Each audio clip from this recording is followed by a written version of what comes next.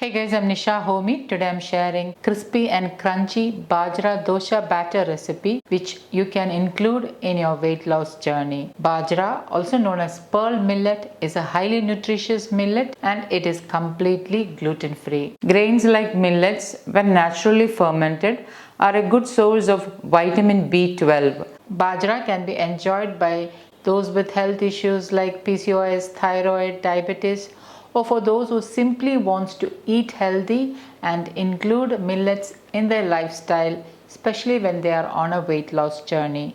So let's get started with the recipe. Into a bowl, I am adding in 3 cups of bajra. Into this, I am adding in 1 teaspoon fenugreek seeds, also known as methi seeds. I am adding in some water.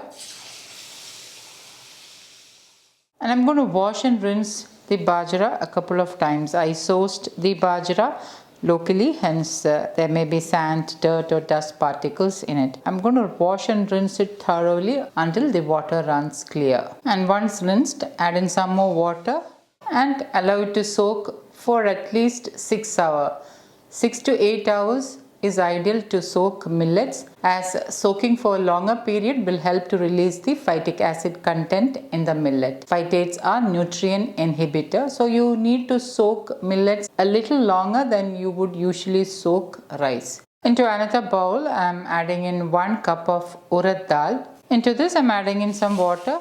Wash and rinse it a couple of times or until the water runs clear. Once rinsed, add in some more water and soak the urad dal along with the bajra. Now you don't actually need to soak the urad dal for 6 to 8 hours. At least 3 to 4 hours of soaking will be ideal for urad dal. So you can soak it after 2 hours if you prefer. But in my case, I may forget to soak the urad dal. So it's always safer for me to soak the urad dal along with the bajra. So I'm going to soak the urad dal and the bajra for 6 to 8 hours.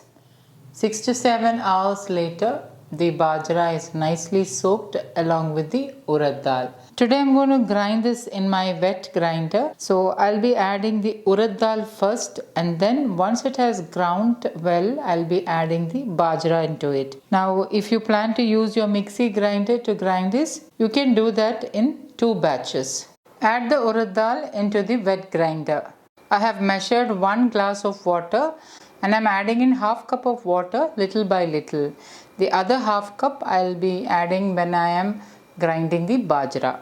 And once the urad dal is nicely ground, you can either remove the urad dal from the grinder or you can add bajra into the urad dal and grind it along with the bajra. Either way is fine. Add the soaked bajra into the urad dal and allow the bajra to get ground along with the urad dal. Add in pink Himalayan salt as needed and rest of the water which we had already measured. So a total of 1 glass of water is used in this batter. And now the batter is ground. I have transferred the batter into a steel container and with my hand I am mixing the batter. You need to do this process as it will help with easy fermentation. Note that I didn't use any cooked rice or poha in the batter.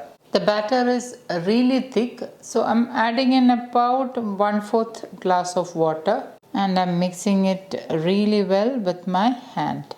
I'm going to cover it with the lid and let it ferment overnight. Note that I'm not using a tight lid as we need aeration for the wild yeast to help with the fermentation process. So do not use a tight lid.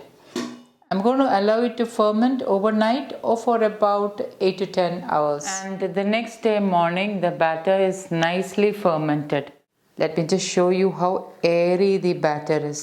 Remember, there is no cooked rice or cooked bajra or poha is used in this batter. Naturally fermented foods like idli and dosa are a good source of vitamin B12. Vitamin B12 also helps in optimizing hormonal balance. Your gut plays an important role in controlling inflammation and balancing hormones. Do try to include naturally fermented foods like idli and dosa in your family's diet and in your diet as well. Add water little by little and mix it really well The batter should be of flowing consistency.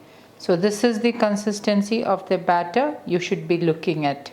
The batter should be thick but of flowing consistency. So you may need to add water until you get the desired consistency. Heat a cast iron tawa and grease it with wood pressed gingerly oil, also known as til oil or sesame oil.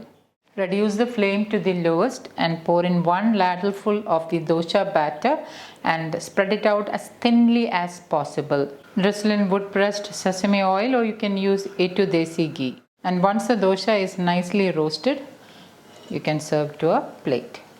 And my super crispy Bajra dosa is ready to serve. Let me just show you how crispy the dosha is. And the best part is kids will not even guess this crispy dosha is made with millet. So this is an ideal way to include bajra in your family's diet. So guys, do try this crispy Bajra dosa recipe and let me know how it turned out.